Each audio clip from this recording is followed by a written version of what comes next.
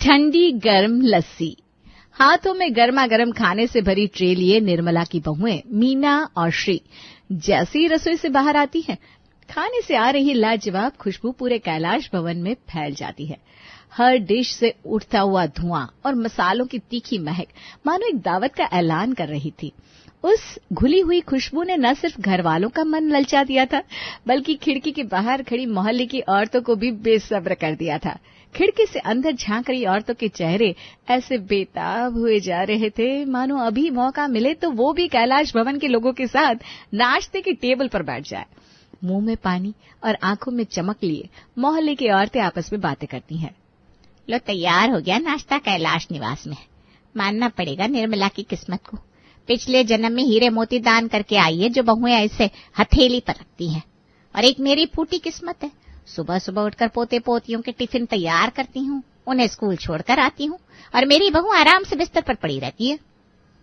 सिर्फ तेरे ही नहीं, सभी के घर की यही राम कथा है सुषमा। पर कहते हैं ना, जिसे जितना मिल जाए वो उतना ही दुखी रहता है। अब निर्मला को ही देख ले, गाय जैसी दो बहुएं हैं, फिर भी आज तक कोई ऐसी सुबह नहीं हुई जब कैलाश निवास से आवाज न आई हो। ये तो घर के बाहर का माहौल था, जो कि सिर्फ खाने की खुशबू से ही बन गया था, पर घर के अंदर का माहौल तो बिल्कुल इसके विपरीत था। डरी सहमी मीना और श्री खाना टेबल पर लगाती है और अपने हाथ बांधे वहीं खड़ी हो जाती है। किसी दिन मन मुताबिक खाना इस घर में नसीब हो जाए, ऐसी किस्मत नहीं है मेरी। क्या आलू और करेले की सब्जी बना दी बहू तुमने? जब एक बहू थी तब भी वही रोना था, अब दो आ गई तब भी वही रोना। ठीक है ना निर्मला जी, खाना तो खाना होता है, खा लीजिए। अरे कैसे खा लीजिए? आप ही ने इन दोनों को सर पर चढ़ा रखा है। इसी दिन के लिए बहू लेकर आई थी क्या मैं? अरे दो पूत जने मैंने इसलिए कि कंप्रोमाइज कर लूं। अपनी सास को 5-5 तरह के पकवान बनाकर खिलाती थी मैं, और यहाँ आलू करेले की सब्जी के अलावा कुछ खाने को नसीब नहीं हो रहा। अरे भाई, खाना तो ऐसा होना चाहिए कि मन को तृप्ति और कंठ में ठंडक महसूस हो।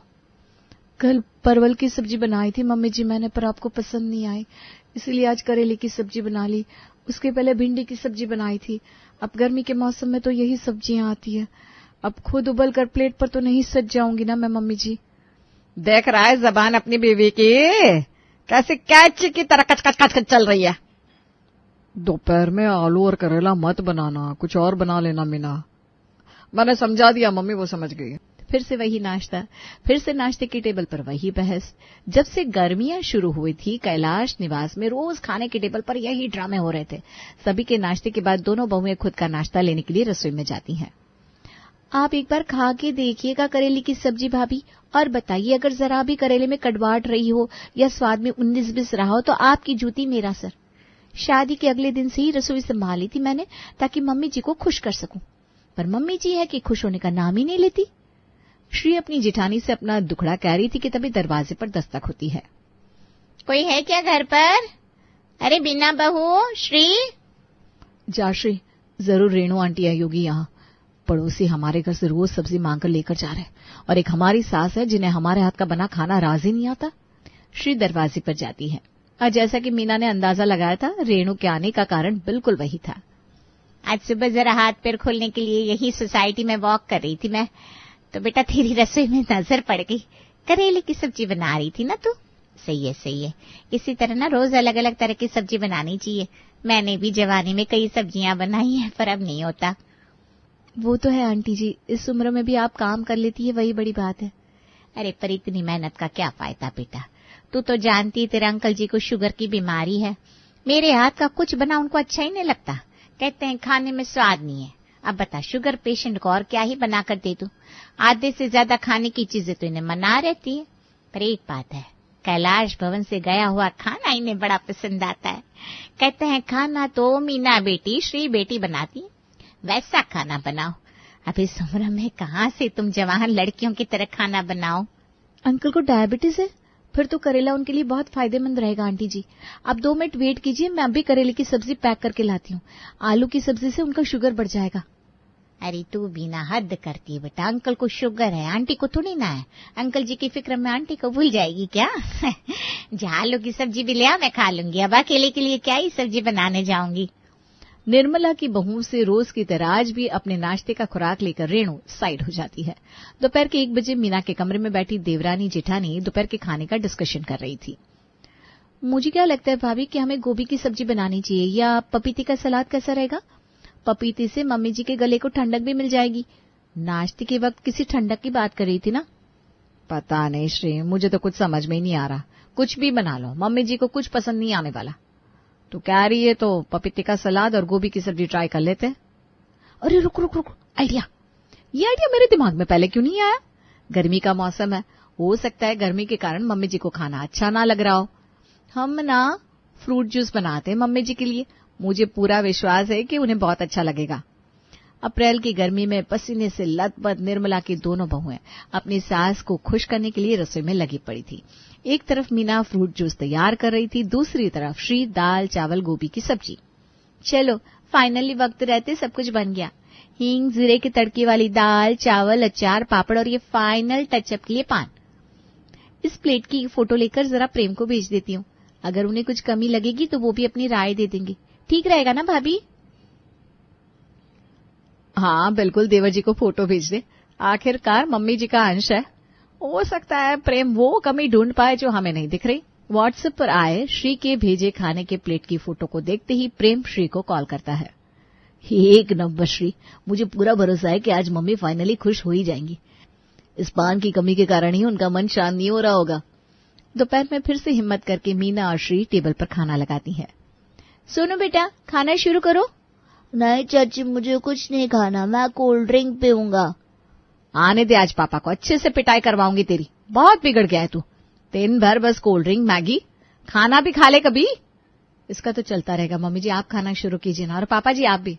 बहुत मन से खाना बनाया है मैंने और श्री ने, आशा करती हूँ आप दोनों को पसंद आएगा। इसमें आशा निराशा की क्या बात है बेटा? बदनसीब तो वो लोग होते हैं जिनकी थाली में खाना ही नहीं होता। हम तो बहुत नसीब वाले हैं। निर्मला चम्मच उठाती है, चावल में दाल मिलाती है, गोभी की सब्जी मिलाती है और एक चम्मच खाना अपने मुंह में डालती है। खाना मुंह में जाते ही निर्मला के मुंह का सारा रंग उड़ जाता है। इतनी गर्मी में इतना गर्मा गर्म खाना लाकर मेरे सामने परोस देती हो तुम दोनों, क्या चाहती हो? एक दिन भाप बनकर मैं भी उड़ जाऊं क्या? सुनो जरा कोल्ड ड्रिंक दे बेटा, एक ग्लास कोल्ड ड्रिंक ही पीकर कलेजे को ठंडक मिले। एक तो इतनी गर्मी, ऊपर से ऐसा खाना। पर दादी आप तो कहती हो कोल्ड ड्रिंक सेहत के लिए अच्छी नहीं होती। बहस करेगा मुझसे? आने दे, तेरे बाप को चप्पल ना पड़वाई तुझे तो मेरा नाम भी निर्मला नहीं। और आज फिर मीना और श्री की मेहनत फिजूल ही जाती है। न पान काम आता है न फ्रूट जूस। छत पर बैठी श्री हाथ में एक पैड और पेन लेकर अपनी सास के रिजेक्ट किए हुए फूड आइटम्स की लिस्ट बना रही थी। तभी उसे याद आता है आज उसकी सास ने दोपहर में कोल्ड ड्रिंक पिया था। मम्मी जी को कोल्ड ड्रिंक पसंद आया था, पर अब कोल्ड ड्रिंक में पकोड़े तो नहीं तल सकती मैं, ना ही कोल्ड ड्रिंक की सब्जी बना सकती हूँ। पर कुछ ठंडा तो मैं मम्मी जी को खिला ही सकती हूँ। पर ठंडे में उन्हें क्या खिलाऊं जो फल भी ना हो और स्वादिष्ट भी हो? दही ठीक रहेगा बहू, एक बार वो देकर देखा। मशरूम से लेकर ब्रोकली तक, गुलाब जामुन से लेकर रसमलाई तक, यहाँ तक कि देश विदेश हर जगह की सब्जी तूने अपनी सास को खिला दी, पर उसके कलेजे को ठंडक नहीं पड़ी। एक बार दही भी आजमा ले बहू।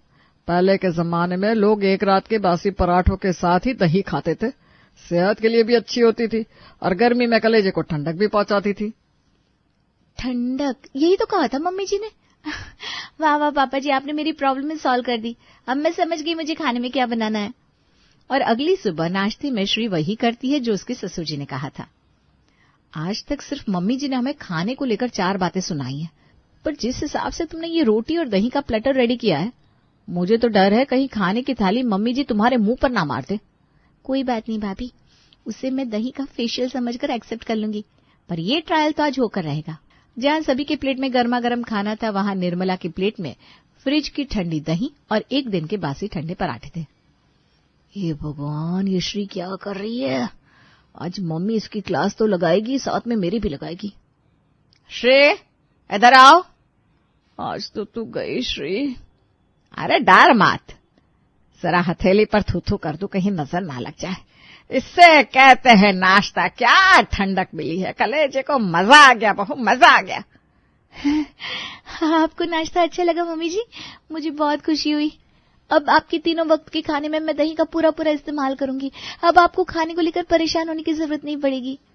निर्मला के चेहरे पर मुस्कान देखकर आज पूरा कैलाश भवन खिल उठा था। कुछ देर बाद निर्मला अपनी बहुओं को आवाज देकर चाय मांगती है। अच्छा नाश्ता दे दिया, इसका मतलब यह नहीं है बहू कि अब तुम हाथ बांध कर बैठ जाओगी। तुम्हें पता है ना मैं नाश्ते के बाद चाय लेती हूँ। कहाँ है मेरी चाय? तभी रसोई से ठंडी ठंडी लस्सी लेकर श्री बाहर आती है। बस बस मम्मी जी, आ गई आपकी चाय फ्लेवर्ड लस्सी।